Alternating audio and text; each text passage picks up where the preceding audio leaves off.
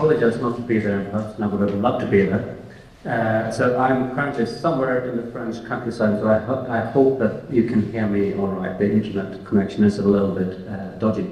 So, artificial intelligence in lung cancer screening. So there are primarily two junctions, if you like, where artificial intelligence can be sort of applied in lung cancer screening. There is both prior to LVCT screenings, prior to the actual screen, in terms of how we identify people who are at elevated risk for lung cancer, and basically those who would benefit from screening. Because, as you know, screening only works if people have sufficiently high risk. So this is one area where AI could be useful. And then there's the second part, after LVCT, after the actual scan, and in particular, to automate the reading of LVCT images and use the AI to provide the risk assessment. So if you look at the first junction, so this is before lung cancer screening, the idea here is that we want to identify as many people as possible in the general population who will develop lung cancer while screening as few people as possible. And for this purpose, we typically use risk categories, but increasingly we're using risk models. And over the last year, I would say, there have been a number of AI-based risk assessment tools that have been published. And my team at the agency, we do a lot of work in evaluating different risk assessment tools around the world. So the Lung Cancer Consortium is a resource to do this type of work. So this is a consortium of about 25 population cohorts from around the world, about 3 million people who have been longitudinally followed with detailed risk information.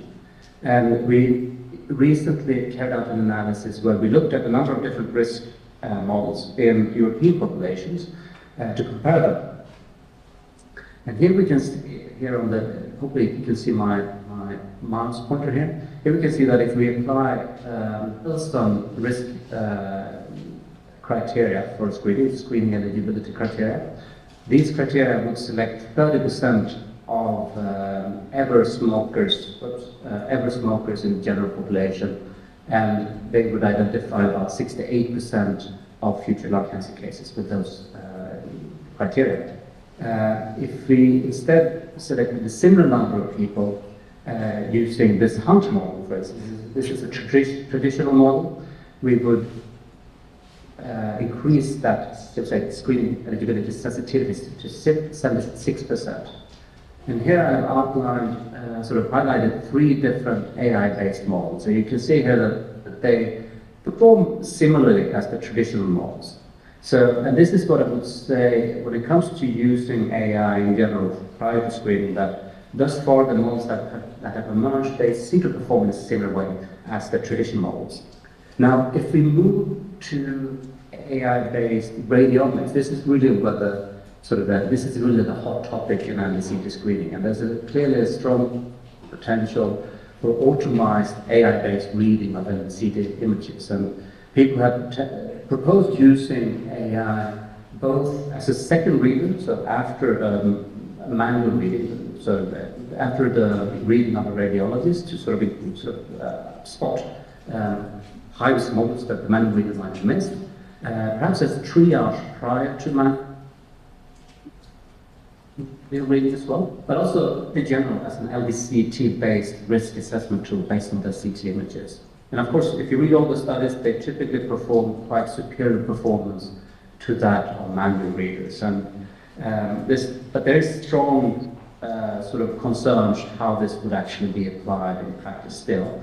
But I think in general in the field there's an evolving consensus of the potential of AI, both to reduce the workload of radiologists, but also to improve the accuracy and the consistency of LVCT reading in the context of LVCT screening. Finally, and this is perhaps not often highlighted, but there is a strong potential also to use AI for image processing, and in particular to allow the use of very ultra-low dose CT images and sort of use AI to improve the resolution of those images, and thereby we will be able to reduce the exposure to the patients to radiation. So I'll stop there. Thank you very much.